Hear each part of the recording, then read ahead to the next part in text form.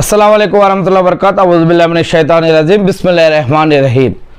సృష్టికర్త అయినటువంటి అల్లాహ్ సుబ్హానహు వ తఆలా ఖురాన్లోను మరియు చివరి ప్రవక్త ముహమ్మద్ సల్లం గారు కూడా కొన్ని ఖనిజ లవణాల గురించి తెలియజేస్తూ ఉన్నారు.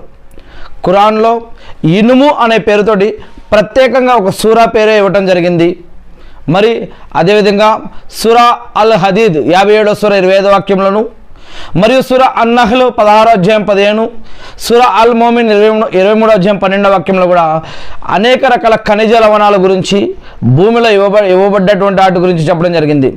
ఈ సృష్టిని దేవుడు 6 రోజుల్లో సృష్టి మొత్తాన్ని సృష్టించాను అని, భూమి 7 పొరలు ఉంది అని, ఆకాశం 7 ఆకాశాలు ఉన్నాయని, 7వ ఆకాశం పైన సిద్రతుల్ ముంతహా పైన అర్ష్ అనే పీఠం పైన అల్లాహ్ సుబ్హానహు వ తఆలా అక్కడ ఆసీనుడై ఉన్నాడు అని, ఈ యొక్క భూమి 7 పొరలు ఉన్నాయని దేవుడు ఖురాన్లో తెలియజేస్తూ ఉన్నాడు. మరియు ఈనాటి సైన్స్ ప్రకారం కూడా భూమి మీద మొదటి పై పొర మీదే 2000 రకాలకు పైన ఖనిజ లవణాలు దొరుకుతున్నాయని చెప్పడం జరుగుతూ ఉంది. అంతేకాకుండా మానవుడు బ్రతకడం కోసం, చెట్లు బ్రతకడం కోసం, జీవులు బ్రతకడం కోసం కూడా ఈ యొక్క ఖనిజాలు లవణాలు అవసరమని, ఇవి కేవలం ప్రాణం లేనివి కాదు, ప్రాణమున్న వాటికి ఈ యొక్క ఖనిజాలు ప్రాణం పోయడం కోసం ఎంతో ఉపయోగపడతాయని మరి ఖురాన్ మరియు హదీసులు తెలియజేస్తూ ఉన్నాయి.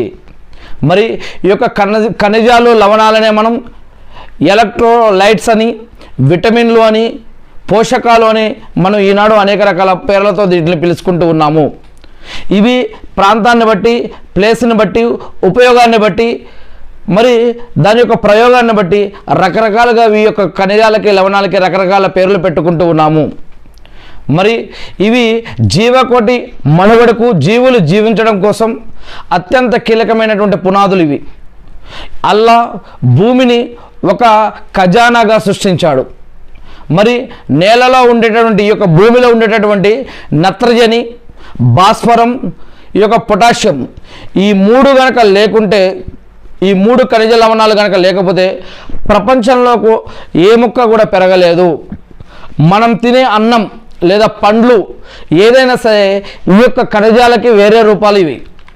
ఎందుకంటే ఆ ఖనిజాలను అవి తీసుకొని వేరే రూపంలో అవి మనకి శక్తిని ఇస్తూ ఉన్నాయి, ఆహారం రూపంలో కానీ వేరే రూపంలో కానీ.